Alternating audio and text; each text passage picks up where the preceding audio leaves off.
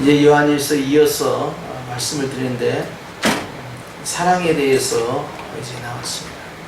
요한일서 전체 가운데 가장 핵심이 4장이고요. 4장 가운데서도 오늘 이 말씀이 또 굉장히 중요한 말씀, 핵심이죠. 하나님에 대해서 어떻게 표현할까? 각자 경험한 대로 하나님은 정말 내가 어려울 때 나를 도와주시는 하나님, 내가 정말 어찌할 바 모르고 있을 때, 외로울 때 나에게 찾아오신 위로의 하나님, 또 내가 정말 사업으로 힘들고 물질적으로 어려울 때 나에게 도움을 주신, 그래서 물질로 하여금 더 이상 어려움 당하지 않도록 도와주신 하나님, 여러 가지, 또 질병 가운데에서 이제 고침받는 경우는 질병 가운데 나를 건지신 하나님, 이런 식으로 각각 이미지가 있어요. 그런데 여러 통로를 통해서 주님이 찾아오시잖아요. 여러 사람을 통하여, 여러 환경을 통하여, 여러 조건을 통하여 주님이 나에게 찾아오시는데, 그 다양한 방법을 통해서 찾아오신 주님의 그 마음의 본질은 뭐였겠느냐? 사랑이라. 요한복음 3장 16절 말씀에 하나님이 세상을 이처럼 사랑하사 독생자를 주셨다라고 말씀하고 있습니다. 주님께서 예수님을 보내신 이유에 대해서 분명하게 합니다. 왜 예수님을 통해서 우리를 구원하셨을까? 왜 예수님을 통하여서 우리로 하여금 영생을 얻게 하셨을까? 그 모든 것들의 원 출발은 하나님이 우리를 사랑하셨으므로, 여기서부터 출발하는 거예요. 사랑이 모든 것을 가능케 한 겁니다. 그래서 주님이 천지를 창조하신 것을 어떻게 봐야 되겠느냐? 영광 돌리는 입장에서는 하나님께서 천지를 창조하신 것은 하나님을 기쁘시게 하고 영광 돌리기 위해서 한다라고 표현하셨잖아요. 그런데 요한 사도의 입장에서 보면 하나님 우리를 사랑하셔서 그리했다라고 접근하는 거예요. 구원도 마찬가지입니다. 어려운 가운데 응답받는 것도 마찬가지입니다. 하나님이 왜 그렇게 하셨을까? 사랑이다라고 말합니다. 사랑이라는 말은 다른 말로 은혜라는 말로 또 바꿀 수가 있습니다. 은혜라는 것은 거저 주시는 선물이에요. 근데 사랑도요, 이 헬라어에서요, 아가페라는 단어가 있습니다. 사랑이라는 종류가 헬라어에는 여러 종류예요. 그런데 그 가운데서 아가페라는 단어를 쓰는데요, 그 아가페라는 뜻은요, 그것은 하나님이 조건 없이 베푸시는 은혜를 말할 때 아가페라고 해요. 그러니까 사랑이나 은혜, 거저 주시는 선물이라는 거와 똑같은 맥락이에요. 두 단어가 같은 동의어라고 볼 수 있죠. 이걸 또 구약에서 히브리에서는요, 인애라고 합니다. 인애. 인애하신 구세주요 할 때 인애라고 해요. 인애도 또한 사랑입니다. 그래서 주님께서 창세기를 통하여서, 또 구약의 백성을 통하여서, 또 신약의 예수님을 통하여서 나타나신 그 중심에는 하나의 본질은 사랑이다. 그래서 아예 예수님을 이제 우리에게 보내주셨다. 그렇게 하면서 요한복음 3장 16절을 말씀한 거죠. 근데 오늘 보니까 사도 요한이 하나님은 우리를 사랑하신다. 그리고 하나님이 우리를 사랑한다는 사실을 우리는 알고 있고 그렇게 믿고 있다 라고 하면서, 이미 예수님을 믿고 있는 사람, 예수님을 경험한 사람, 이미 구원을 받은 사람, 이미 하나님의 은혜를 체험하고 믿고 있는 사람들에게 말씀하는 거예요. 초대교회 성도들은 우리 이 시대와 약간 차이점이 있는 게 체험적 신앙이 강해요. 귀로만 듣던 하나님도 아니고 머리로 믿는 하나님이 아니고 실질적인 하나님이에요. 근데 우리 같은 경우는 이제 어떻게 하냐면, 성도가 교회잖아요. 그러면 5단계 교육을 시킨다든지 10단계 교육을 시킨다든지 그렇게 해가지고 영적 기도를 시키는 거예요. 예수님에 대해서 설명하고, 하나님에 대해서 사랑하고, 자기 죄에 대해서 설명하고, 어떻게 구원받는가 설명한 다음에 영적 기도까지 믿으시겠습니까? 라고 하면 그걸 근거로 영적 기도를 시켜요. 그러면 이 사람은 믿었다라고 생각하는 거예요. 그걸로 충분하냐고 항상 우리는 묻습니다. 전혀 충분하지 않지. 그건 과정일 뿐이에요. 과정 가운데에서 실적으로 예수님이 인격적으로 영접한 분도 있고, 그렇지 않고 그냥 형식적으로 하라고 하니까 따라하는, 그렇게 해서 내 자신 스스로도 그렇게 하지 않으면 안 된다라는 분위기 속에 섰기 때문에 세례를 받게 되고, 그러다 보니까 교회에 정착이 되고 집사가 되고 그 이상의 직분을 갖는데도 내가 구원의 확신도 없고 특별히 구원의 기쁨이 없다면 어떻게 스스로가 스스로에 대해서 설명할 수 있겠어요? 주님은 신구약 성경을 통하여서 우리에게 약속을 하셨어요. 약속의 복음을 우리가 이제 성경을 근거로 해서 믿는단 말이에요. 다른 믿음이 아니라 내가 만든 믿음이 아니라 성경에 기록된 것을 믿는 거죠. 그런데 이 믿는 것을 내가 스스로 확증을 해야 돼요. 영적으로는 성령께서 나를 인쳤다. 확증을 시킨 거예요. 그럼 내 스스로 이걸 확증을 채워줘야 돼요. 확증은 반드시 체험이 들어가야 돼요. 이게 그 체험이 뭐냐? 마음으로 믿어 의에 이르고 입으로 시인하여 구원에 이른다. 이게 마음으로 확증을 짓고 입으로 시인함으로써 드러내는 거예요. 그래서 이제 세례를 베푸는 거예요. 그런데 이런 과정이 오늘날 한국교회는 굉장히 약해요. 그러다 보니까 지식적으로 배우고 학습돼서 예수님을 영접하다 보니까 실적으로 경험적으로 주님을 정말 믿고 있는 건지 인격적으로 주님을 믿고 있는지에 대해서 의문을 던질 수 있는 거죠. 이 학자들이 계속 던지는 거예요. 대한민국 교회는 도대체 중생이라는 과정을 너무 쉽게 간과한 거 아니냐. 정말로 예수님을 만났냐 이 말이에요. 정말로 마음으로 믿었냐 이 말이에요. 정말로 영접했냐 이 말이에요. 그렇게 하려면 자기 죄를 인정을 해야 되고 자기 죄가 보여야 돼요. 자기 죄가 보인다는 것과 예수님을 영접한다는 것과 완전히 하나입니다. 난 예수님을 영접하는데 내가 그렇게 큰 죄인이라고까지는 생각지 않아 라고 하는 것은요 완전히 반쪽 복음이에요. 진짜 복음은요 내가 예수님의 사랑을 더 많이 느끼려면 내 죄가 훨씬 많이 보여야 돼요. 그래서 이게 비례합니다. 내 죄가 많이 보인 만큼 하나님의 사랑이 더 크게 보이고 예수님의 은혜가 더 크게 보이는 거예요. 우리 십자가의 그 은혜가요 내 마음 가운데 감동을 가져다 줘요. 그러니까 2000년 전에 예수님은 우리가 경험하지 못하고 직접 육신으로 보지 못했지만 사실 사도 요한이 이 편지를 쓸 때도 또 사도들이 복음을 전파할 때도 예수님을 본 사람은 극소수였어요. 그럼에도 불구하고 그들이 예수님을 인격적으로 그러니까 예수님 승천하신 이후에 30년 후에 믿는 사람이나 3000년 후에 믿는 사람이나 또이또입니다. 똑같아요. 뭐가 똑같아요? 주님을 못 봤다니까요. 주님을 경험하지 못했다니까요.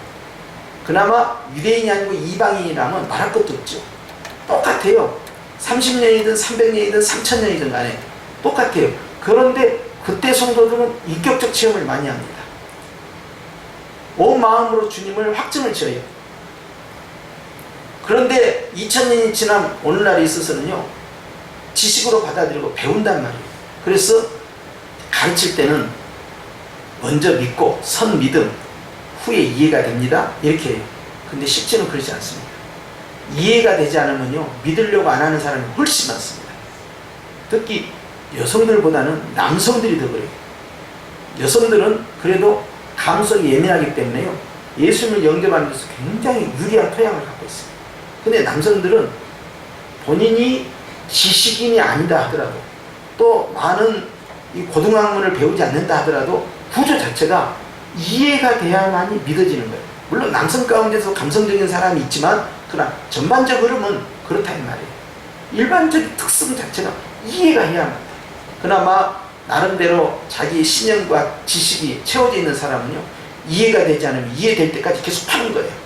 그리고 이해가 되고 자기가 스스로 성경에 설득이 되면 아 맞네 믿어야지 이렇게 되는 거예요. 그러니까 누가 간증을 딱 해도 기적적인 간증을 해도 여자분들은 일반적 성향은 절대적인 건 아니지만 일반적으로는 야 정말 하나님이 저렇게 역사하셨구나 그래요. 근데 남성들 같은 경우는 예리하게 분석하고 관찰하고 판단하고 사실인가? 저렇게 될 수 있나? 꼼꼼히 따져들어요. 근데 예수님 제자 가운데요 이렇게 꼼꼼하게 계산하고 따지고 이해하는 제자들이 있었을까요 없었을까요? 있지요. 왜냐하면 예수님의 제자들은 전부 다 남자입니까 여자입니까? 사도들은 전부 다 남자입니다.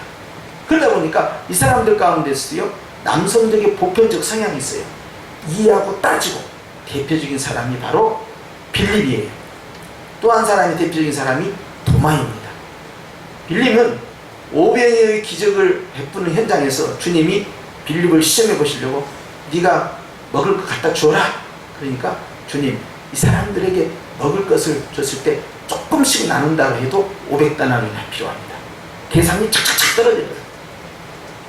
예산이 있어야 되고 들어올 수입이 있어야 되고요. 그렇게 해서 정상적으로 재정이 지출이 해야 됩니다. 이렇게 하는 것이지 그냥 아무렇게나 주먹구식으로 해가지고 블라블라블라블라 몇 살다 몇 살 됐습니다. 이렇게 해가지고 밀어붙여 그냥. 목사님 그건 아니에요. 이게 빌립 스타일입니다. 그 토마는요, 본인이 확증되지 않으면 절대 신념을 무너뜨리지 않는 사람이에요. 그러니까 심지어는 10대 1로 싸웠어요. 사도들이 가룟유다 빼고 10명이 봤다 그랬어요. 심지어는 제일 큰 사도인 베드로조차도 나는 무덤까지 가서 확신했다 해도 도마가 끔찍도 안 합니다. 10명이 봤든 말든 상관없어. 내가 직접 경험한 것만, 내가 직접 본 것만, 내가 직접 들은 것만 나는 믿어. 딴소리 하지 말어. 딱 그래 버립니다. 그러니까 주님이 여드레 위에 딱 나타나서 도마야 이리 오너라. 와서 네 손가락으로 내 옆구리를 집어넣고 내 손가락, 응? 네 손가락으로 내 손을 확인해봐라. 예수님의 창자국과 못자국을 확인해보라는 거예요. 부활한 다음에도 그 흔적이 그대로 남아있다는 것이 굉장히 중요한 겁니다. 그러니까 가짜 예수는요, 옆구리에 창자국과 손에 못자국이 없어요. 근데 진짜 예수님은 그게 있는 거예요. 옆구리에 창자국과 손에 못자국이. 나중에 여러분 천국 가면 다 확인할 수 있어요. 그것을 걱정 마시고. 그런데 토마가 그러니까 깜짝 놀란 거예요. 막 갑자기 바뀌잖아요. 예수님은 나의 주님이시고 나의 하나님이십니다. 그래버린 거예요. 멘붕이 온 거죠 그냥. 이건 정말 부인할 수 없는 상황이에요. 이제 번거로 믿느냐. 그런데 보지 않고 믿는 것이 더 복되단다. 주님이 말씀하시는 거예요. 그것이 우리에게 큰 교훈입니다. 다들 보고 믿으려고 그래요. 왜? 많이 속았거든. 가짜가 너무 많거든. 그러니까 함부로 내 인생을 누구에게 의지할 수 있겠어요? 정말 기독교가 진짜인지 가짜인지, 하나님이 정말 계신지 안 계신지, 예수님이 실제적인 나의 하나님이 될 수 있는지 없는지 다 확인하고 검증하고 비교하고 분석하고 판단하고 그러고 싶지 않겠어요? 그런데 주님이 말씀하시고 보지 않고 믿는 자가 더 복되다. 이것은요, 은사입니다. 내가 예수님 믿어져. 하나님의 말씀이 믿어져. 내가 구원받은 것이 믿어져. 이게 은사예요. 선물이라는 거예요. 나는 이상하게 내가 뭐 비교하고 분석하고 판단하고 계산하고 확인하고 과학적 검증을 하지 않은데도 이상하게 성경이 믿어지고, 주님이 나를 구원했다는 사실이 믿어지고, 하나님 나를 창조했다는 사실이 다 믿어져. 그게 은혜인 겁니다. 신기한 거죠. 그렇기 때문에 믿음은 모든 자의 것이 아니에요. 정말로 은혜 입은 자의 것이죠. 그런데 이제 꼭 그렇게만 예수님 믿는 게 아니고, 도마나 빌립처럼 합리적인 생각을 하고 있는 사람, 그리고 과학적 객관적 사실을 확인하고 믿는 그런 스타일도 사도들 가운데 있었으니 성도들 가운데 당연히 있지요. 또 여성들보다 남성들 가운데 당연히 있지요. 하나님께서 이 모든 것들을 다 합쳐서 말씀하신 거예요. 하나님이 사랑이라는 사실을 네가 경험해 봤느냐 하는 거예요. 그럼 우리는 사랑을 어디서 경험할까? 어려울 때 경험합니다. 힘들 때 경험합니다. 외로울 때 경험합니다. 아플 때 경험합니다. 정말 누군가의 도움이 절실히 필요할 때 경험합니다. 거기에서 우리는 하나님의 사랑을 경험을 해요. 응답받을 때 하나님께서 나를 사랑하셔서 이렇게 은혜를 베푸셨구나. 우리가 그렇게 고백했잖아요. 정말 문제가 어려우면 어려울수록, 그리고 누구도 의지할 수 없는 상황에서 어떤 문제가 짠 해결되면 이건 부인할 수 없는 거야. 이거 하나님의 은혜다. 이렇게 다 해요. 그러니까 어려운 가운데 들어갈 때 주님이 그 영광을 받으신 게 사실이고, 내가 최소한으로 약해졌을 때 주님께서는요 아주 최대한 영광을 받으시는 거예요. 그런데 말입니다, 언제까지 그렇게 하겠냐? 언제까지? 각자의 체험적 신앙이 있음에도 불구하고 모든 성도가 공통된 체험을 하기를 주님은 원하세요. 그게 뭐냐? 바로 갈보리산 십자가 사건입니다. 내 삶 가운데서, 생활 가운데서 경험하고 체험하고 획득했던 그러한 믿음과 은혜와 사랑이 객관성이 없잖아요. 그 사람의 간증일 뿐이지 모두의 간증이 아니란 말이에요. 그런데 모두의 간증이 될 수 있다. 그게 뭐예요? 성경에 기록된, 이게 첫째 조건이에요. 성경에 기록된. 두 번째, 갈보리 십자가의 사건이라. 갈보리 십자가의 사건이 믿어진다. 그 사건이 그분의 사건이 아니고 내 사건으로, 그것이 내 안에 믿어진다. 거기에 매달린 건 예수님뿐만 아니라 내 죄도 같이 못 받겠다는 것이 믿어진다. 주님이 피 흘려 죽으심은 그분의 죄가 아니라 나 때문이라는 것이 믿어진다. 그러면 그것이 바로 사랑의 지성소입니다. 하나님이 우리를 얼마나 사랑했는가의 증거를 바로 거기서 찾는 거예요. 창세기부터 계시록까지 전체를 봤을 때 하나님이 나를 이렇게 사랑한다는 것을 에덴 동산에서 아닙니다. 시내산에서 아닙니다. 갈멜산에서 아닙니다. 모리아산에서 아닙니다. 이 모든 걸 능가하는 절대 사랑이 기다리고 있어요. 어느 누구도 범접할 수 없는 하나님이 베푸신 모든 사랑의 최고봉이 기다리고 있어요. 그게 갈보리산입니다. 그 갈보리산에서 예수님의 그 십자가에 피 흘려 죽으심이 바로 나의 기쁨이 되고 하나님의 사랑으로 나의 임하는 순간에 그 사람은 최고의 진리를 깨달은 사람이에요. 그렇기 때문에 구원의 기쁨, 이것은요 바로 첫사랑입니다. 이 첫사랑을, 이 구원의 기쁨을, 이 하나님의 사랑의 지성소를 내가 확증했다, 내가 그걸 소유하고 있다, 이런 사람은요 어떤 환경 속에서 흔들리지 않아요. 왜냐하면 삶 가운데에서의 사랑의 체험은 주님이 응답해 주실 때는 아멘이지만, 내가 어렵고 힘들고 괴로운데 주님이 내가 원하는 방향으로 응답해 주지 않았어. 그럼 어떻게 할 거예요? 흔들릴 수밖에 없는 거예요. 환경이 나를 흔들어대기 시작하면 의심이 생기는 거예요. 그런데 절대 사랑은 어떻습니까? 절대 변함이 없어요. 그래서 그리 아니하실지라도 이 신앙이 나오는 거예요. 그럼에도 불구하고 이 신앙이 나오는 거예요. 그러니까 응답을 해주시든 말든, 내가 이 문제가 해결되든 말든, 내 소원의 항구로 인도함을 받든 말든, 나는 주님에 대한 사랑이 변함이 없다. 이걸 어디서 찾느냐? 갈보리산이에요. 이것이 우리가 얼마나 중요한 사건인지 몰라요. 그래서 신앙의 중심이 되고 출발점이 되는 것은 바로 갈보리산의 사랑입니다. 거기에서 우리가 하나님이 이 세상을 얼마나 사랑했는가를 경험하는 장소가 되겠다는 거예요. 그러니 갈보리산은 얼마나 중요한 일입니까? 바로 사도 요한은 성도들에게 묻는 거예요. 너희가 하나님의 사랑을 알고 믿었다. 하나님의 사랑을 안다? 내 삶 가운데에서 어려운 문제를 해결해 주신 그 하나님의 사랑? 아니에요. 바로 갈보리 십자가를 이야기합니다.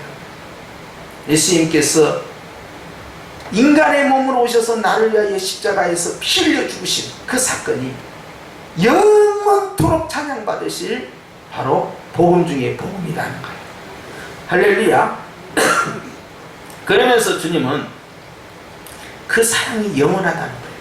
그 영원한 사랑을 너희가 가지고 있지 않느냐, 소유하고 있지 않느냐, 이것은 다른 말로 믿고 있지 않느냐 그 말이에요. 믿고 있다, 소유하고 있다, 믿고 있다, 가지고 있다, 알고 있다, 그걸 경험하지 않느냐. 그러니까 다 구원의 확신과 구원의 기쁨이 있는 사람들이잖아요. 이런 사람들은요 어려운 문제를 이겨냅니다.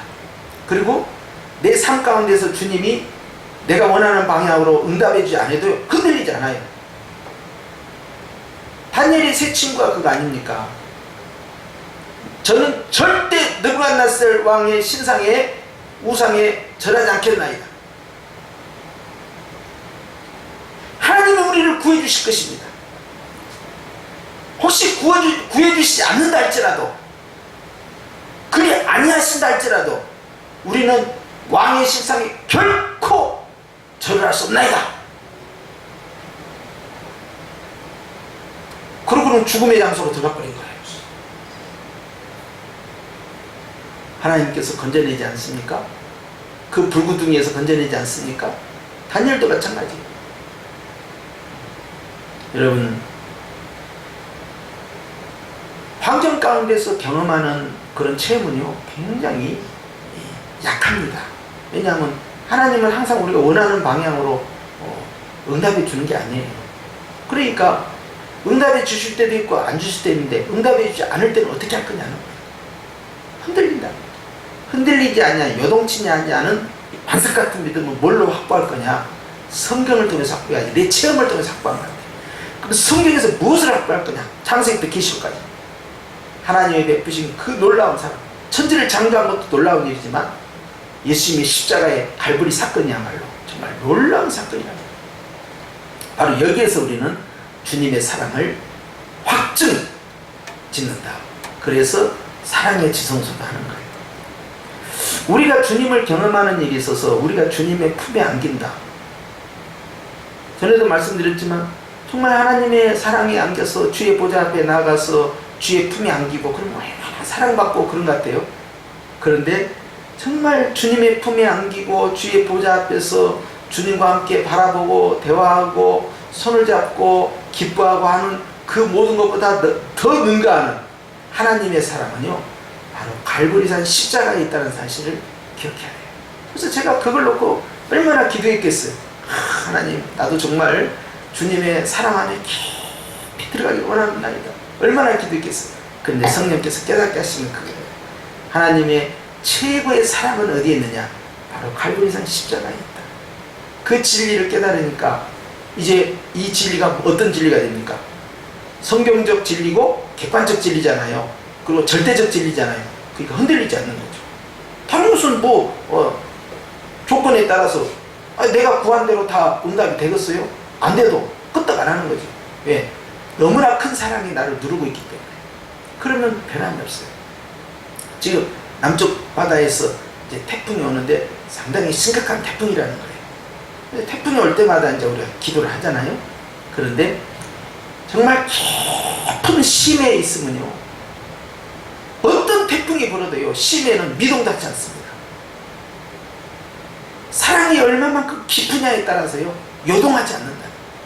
아주 강력한 거죠. 우리 주님이 우리에게 그걸 말씀하신 거예요. 그러면서 하나님은 바로 사랑 그 자체라는 걸 말씀합니다. 하나님이 사랑이시다. 하나님은 빛이시다. 하나님은 진리이시다.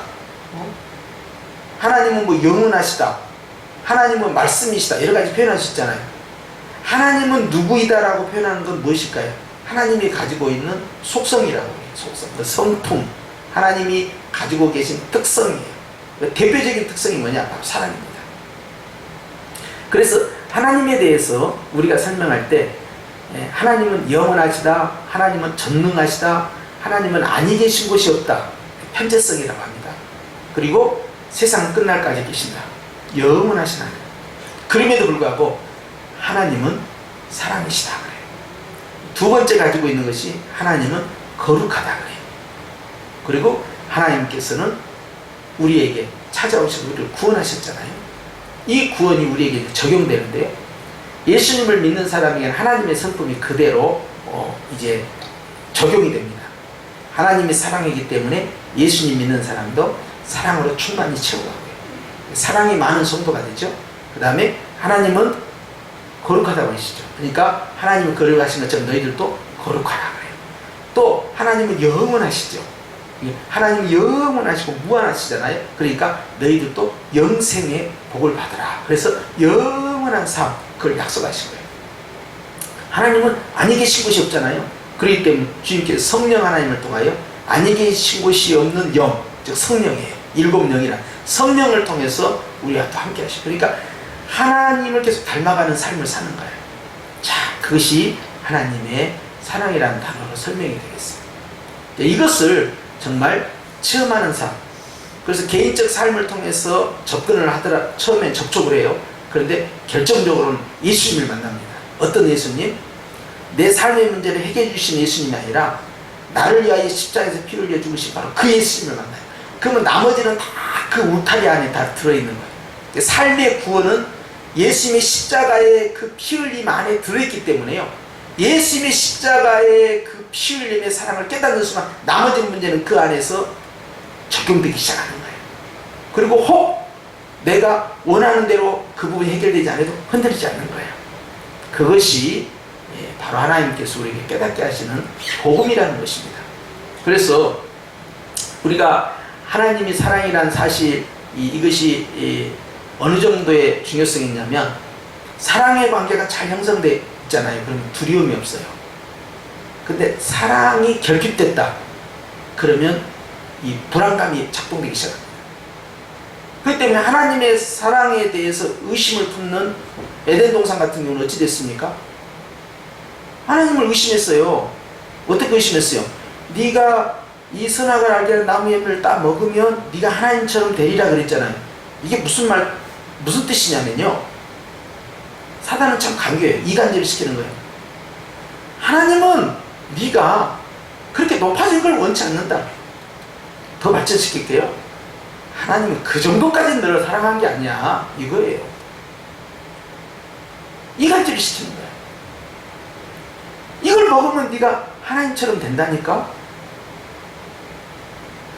엄청난 다양한 의미를 품고 있는 거죠. 그 말을 들었을 때 하와가 뒤집어지지 않겠어요? 이걸 먹으면 하나님처럼 된다고? 바꿔 말씀드리면, 하나님, 우리가 하나님처럼 높아지길 원치 않는구나, 그 정도까지는 사랑하는 게 아니네, 이런 부분들을 계속 재해석을 할 수 있다는 거죠. 그리고 관계를 파괴해버립니다. 에덴 동산뿐만 아니죠. 하나님에 대한 의심을 계속 만들어가요. 그런데 주님께서는요, 하나님이 나를 얼마나 사랑하는가를 체험한 사람은 결코 두려움이 없고 불안이 없다. 의심 자체가 소멸되니까요. 그러니까 어렸을 때부터 모유를 먹이는 엄마들이 굉장히 유리한 장점입니다. 피부적 스킨십이 있고 체온을 느끼잖아요. 또 눈을 맞추잖아요. 옹알이를 하면서도. 그렇게 나가면서 아이들이요, 어머니와의 이 피드백이 잘 되고요, 눈맞춤이 잘 되고 신체적인 접촉이 잘 되기 때문에 심령 상태가 굉장히 안정성을 유지합니다. 그리고 그 모유 수유를 하거나 어렸을 때 자라날 때 깜짝깜짝 놀라는 일, 부부싸움이나 또는 시끄럽게 하는 환경, 그런 걸로부터, 또 위에 있는 언니 오빠들로부터 형이나 누구로부터 이렇게 공격을 당하지 않냐는 그런 안정성을 유지하고 있잖아요. 그러면 굉장히 심성 자체에 영향을 줘버려요. 굉장히 건강합니다. 꼭 수유를 하지 않는다 하더라도 아이가 느꼈을 때 불안감을 느끼잖아요. 근데 불안감이 생기면 어떻습니까? 엄마가 없으면 무슨 우는 거예요. 굉장한 격리 불안이죠. 처음에 저희가 이제 분당에서 목회할 때, 그가 청솔 마을이야. 지금도 기억나는데, 그 집에 큰애가 들어가가지고 찬양이가 갇혀버렸어요. 그런데 안에서 잠긴 거예요. 얘들 그럴 수 있잖아요. 안에서 잠가버릴 수 있잖아요. 근데 스스로 못 열어요. 아기가 이제 얼마나 놀랬겠어요. 어른들은 다 밖에 있고 안에 아이가 놀고. 제가 제일 걱정했던 것이 그거예요. 저렇게 한번 놀래버리면, 경기를 느껴버리면 나중에 이것이 굉장히 심적으로 마이너스입니다. 그러니까 결코 엄마 아빠가 너와 격려되지 않았다, 이걸 하려면 어떻게 해야겠어요? 창문을 통해서 계속 이야기를 하는 거예요. 아빠 여기 있어, 엄마 여기 있어, 울지 마, 금방 들어갈 거야. 엄마가 당황하거나 아빠가 당황하면 또 안 돼요. 그러잖아요. 그러니까 표정도 부드럽게 지면서 들어가겠다고, 조금만 기다려, 착하지, 이쁘지, 금방 들어갈게. 그 시간이 너무 길더라고. 불안감을 느끼잖아요. 그럼 그것이 바로 영향을 줘버려요. 성격을 구성하는 일에 있어서. 그러니까 안정감을 유지해야 되는데, 사랑을 많이 받은 사람과 사랑을 못 받은 사람은 성격이 완전히 다르요. 왜 성격 파탄자가 나오겠어요? 부지간에도 힘들어지는 것도 성격. 그런데 이 성격이 어디서 나왔냐면, 이 충돌된 성격이 성장하는 과정 가운데에서 건강하지 못하게 성격이 형성되는 거예요. 그리고 받았던 상처가 그대로 성장해서요, 잠복돼 있다가 어른이 된 다음에 성이 돼서 그것이 투사가 돼서 나타난다. 그래가지고 그대로 표출을 해버리는데 아버지에게 어머니에게 받았던 그 상처를요, 이 아이가 그렇게 싫어했으면서 자기가 똑같은 일을 해요. 어떤 분이 부부가 다 직장생활을 하는데 캠퍼스 커플이야. 캠퍼스 커플 하다가 결혼을 한 거예요. 그런데 신방을 가면 굉장히 불안해합니다. 부인이 이제 보험회사를 다니는데, 그리고 수시로 핸드폰 확인을 해요. 처음에는 몰랐죠, 이유를. 남편이 수시로 전화하는 거야. 누구 만났냐? 난 나이 든 권사님들하고 같이 가서 이제 신방을 하는데 좀 이상하다고 느낌이 확인을 했어. 근데 그 의처증이야. 그런데 신방을 같이 한 권사님으로부터 들은 더 놀라운 이야기는, 저 아버지 어머니가 70대인데 지금도 할아버지가 그 당시 말이 칼 들고 할머니 죽인다고 쫓아다녔다. 동네를. 왜? 할머니 바람 폈다. 권사님들 바람 피면 큰일 날 것 같아. 그거 꼴보기 싫어서 아들이 저 멀리 남쪽 제주도로 간 거예요. 거기서 대학을 다닌 거예요. 상처받은 심령이 가서. 그런데 거기에서 여자를 만났어. 그리고 결혼을 했어. 나는 절대 아버지 같은 사람이 되지 않으리라 그랬어. 그런데 똑같이 하고 있어. 자기도 모르는 사이. 일거수일투족을 마트 갈 때까지 다 체크하는 거야. 살 수 있어요? 힘듭니다. 정말 쓰러질 상황이에요. 처음에는 좋았대요. 나에게 관심 있네. 계속 체크하니까, 연애할 때도. 굉장히 배려가 많고 세심하고 관심이 있고 나를 잘 챙겨주겠구나. 웬걸 결혼한 다음에도 10년이 가도 20년이 가도 그렇게 해봐요. 어떻게 되겠습니까? 왜 그렇게 됐을까요? 결국 상처를 받은 사람이 상처를 치유되지 않는 상황에서 그것이 드러났거든요. 예수님은 육체의 치료의 하나님이면서 마음의 치료의 하나님이에요. 예수님의 사랑은요, 우리의 마음과 우리의 영혼, 우리의 삶을 다 치유하십니다. 예수님 안에서는 어떤 것도 치유가 돼요. 그러니까 얼마만큼 하나님의 사랑을 경험하고 얼마만큼 그 사랑 안으로 깊이 들어갔냐에 따라서요, 그의 영적 상태가요, 건강해지느냐가 결정되는 거예요. 사실 몸이 아픈 사람하고는 살 수 있어요. 근데 마음이 너무 아픈 사람 어떻게 같이 삽니까? 힘들어요. 그래서 우리가 항상 사도 요한이 말한 것처럼 영육간에 강건하기를 기도한 이유가 그거예요. 같이 건강해야 돼요. 영혼이나 육체가.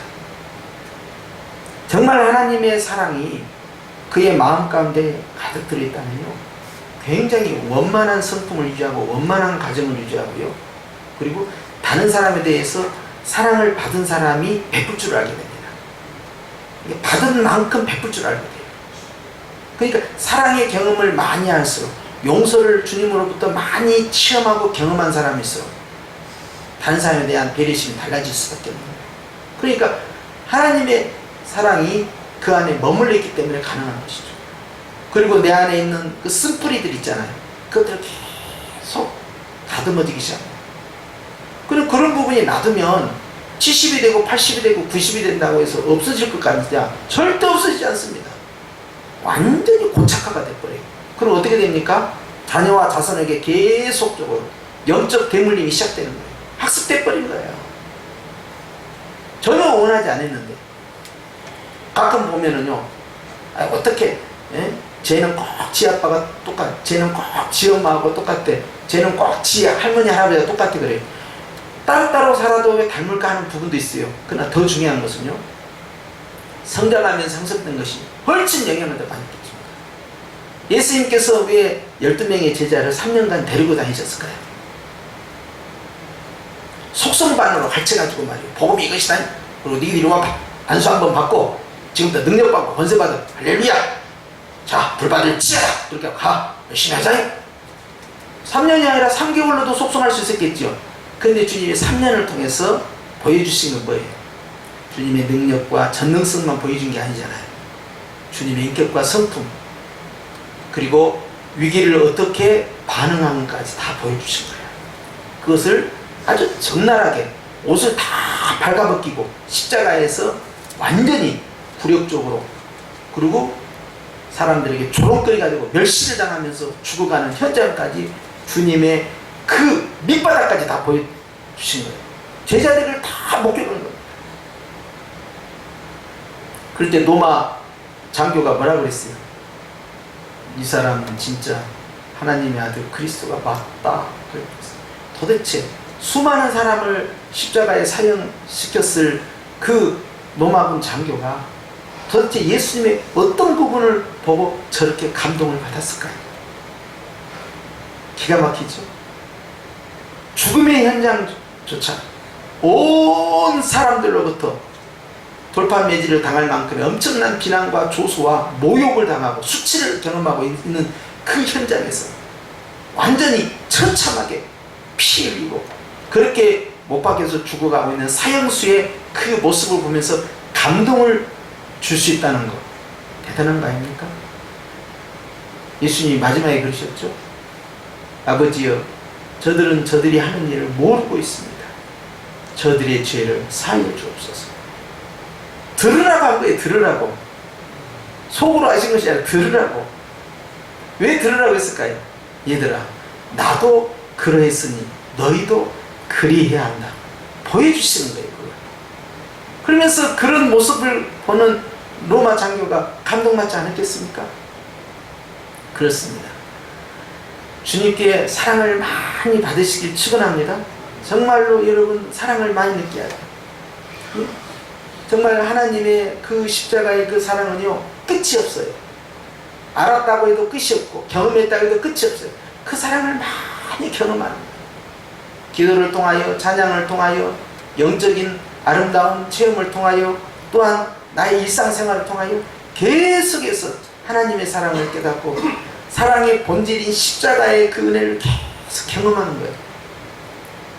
경험이 깊어지고 깊어질수록요, 내가 어느덧 성장하고 성숙하고 온전해지고 이기적이지 않고 이타적이고 나를 위한 삶이 아니라 주님을 위한 삶으로 내 자신을 바꿔가고요, 성품이 성령의 9가지 열매처럼 예수님의 마음을, 성품을 닮아가는 그런 사람으로 바뀌니까, 야, 저 사람 교회 다니더니 진짜 사람이 바뀌었네.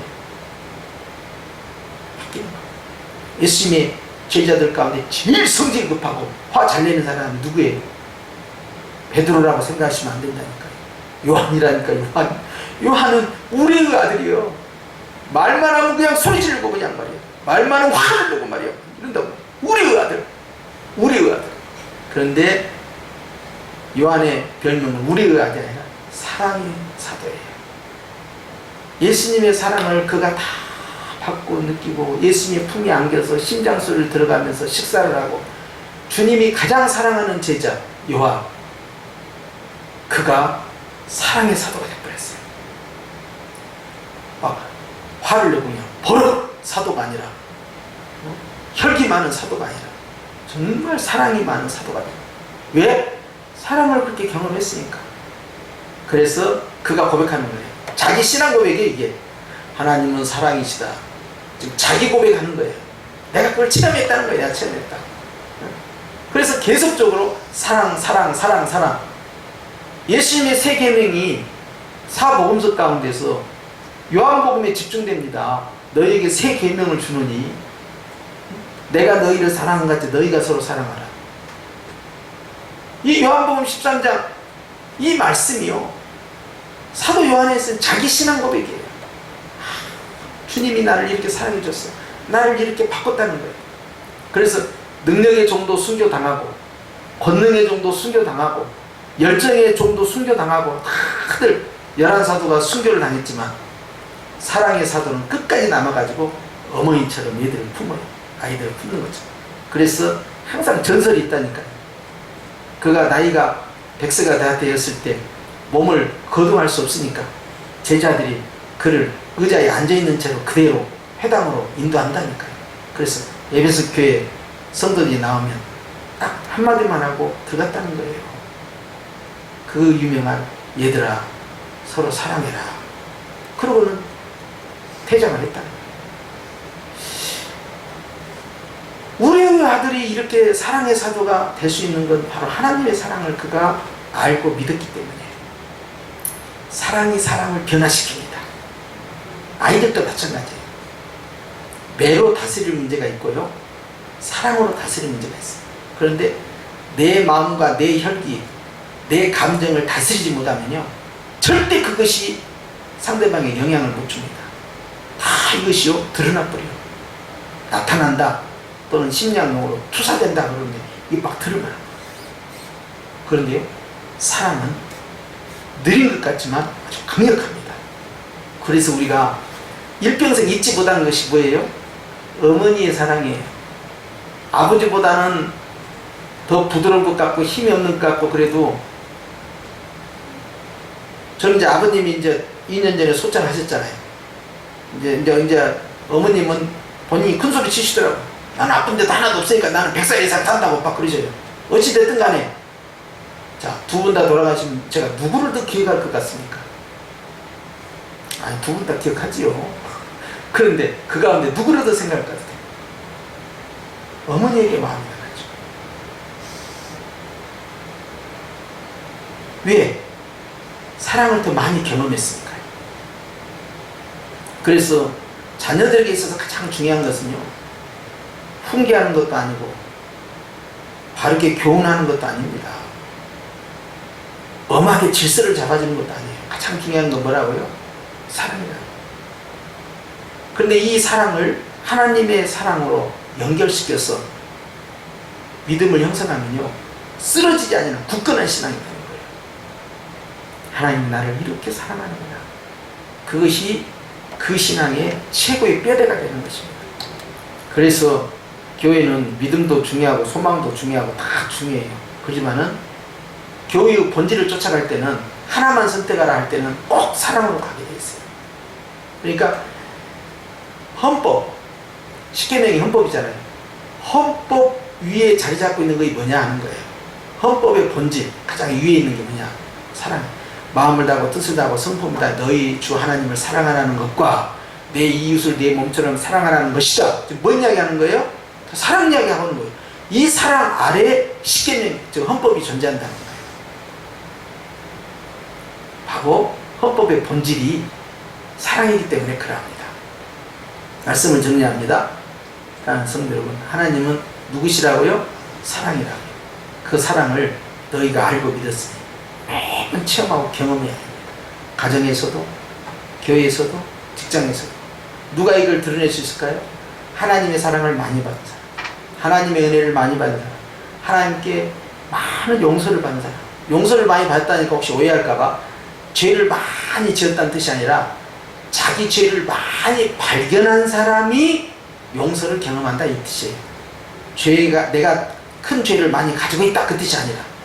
그래서 자기의 허물을 많이 보는 사람이 하나님의 사랑을 많이 경험하게 되는 것이다. 오늘 주님의 이 말씀처럼 우리의 가정에, 또 우리의 심령 가운데 예수님의 사랑이 가득하게 축원합니다. 그래서 항상 사랑보다 더 강한 힘이 없다. 그래서 마지막으로 아가스의 훌람 여인과 솔로몬의 사랑 이야기가 나오잖아요. 거기에서 사랑은 죽음보다 더 세다 그랬어요. 죽음보다 더 센 게 어디 있어요? 다 죽는데, 절대 사망인데. 근데 그걸 능가하는 것이 있다는 거예요. 바로 사랑이다. 사랑이 그렇게 강렬합니다. 그래서 우리는 오늘 또 하나님이 나를 얼마나 사랑하는가, 그것을 마음 가운데 감사하면서 변함없이 기뻐하고 즐거워하고, 따라서 합시다. 9월은 축복의 달이다. 승리의 달이다. 응답의 달이다. 할렐루야. 그런 복된 9월이 되실 주님 축원합니다. 기도하십시다.